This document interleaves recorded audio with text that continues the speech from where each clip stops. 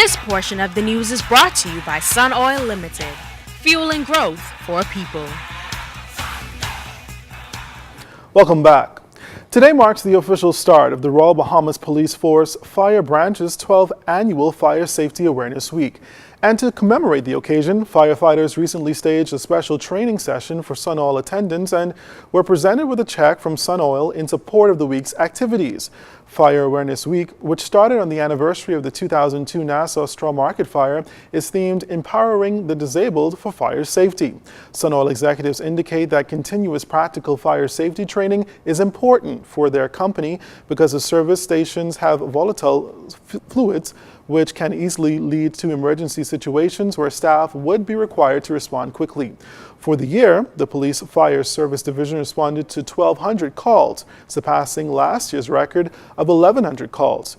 During the week, firefighters will sensitize the public on how to protect themselves during a fire, fire prevention, and escaping a fire if there is a need or an accident. Officials at the Bahamas Agricultural and Industrial Corporation believe for a country abundant in natural resources, the Bahamas is not maximizing its benefits. One area its chairman Arnold Forbes plans to target is the cascarilla bark, which grows in abundance in Acklins and Crooked Islands. The bark is stripped and shipped to Europe, where it is processed and used in the preparation of medicines, cosmetics, and the Campari drink that yields great profits. Forbes believes the Bahamas cannot continue to allow its resources to leave the country for cents on the dollar without any profit. What we're doing is this: we're looking at finding out what machines they use to extract the oils or whatever they extract from these barks, and how we can have this processing plant in the Bahamas. How can we do this in the Bahamas? This is what we need to look at.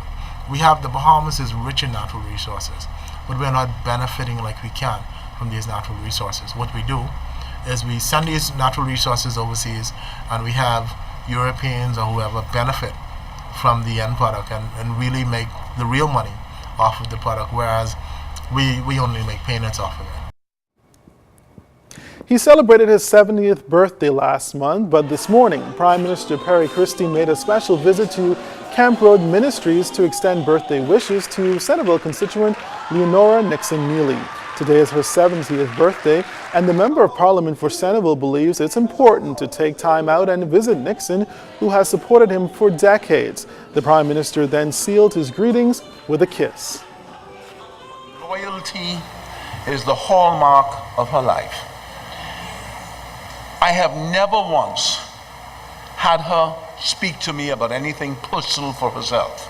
And that's unusual when you've known someone for so long. Always about her children and doing something for her children.